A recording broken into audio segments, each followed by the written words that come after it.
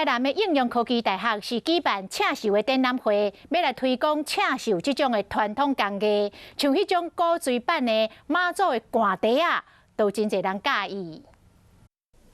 参加体验的乡亲拢真认真，要车出属于家己风格的作品。台南应用科技大学全球刺绣研究发展中心、到北港文化中心举办静态成果展，让民众亲身体验。因为我觉得传统的刺绣现在传承的人非常的少，能够学的管道也很少。这摆刺绣体验的作品将会做结缘品，送予妈祖病院医护人员，感谢因辛苦的付出。那我们希望呢，透过我们的青年一起做这件事情，然后把这些就是善的一个概念，然后透过妈祖的一个意象，然后再传递给更多人。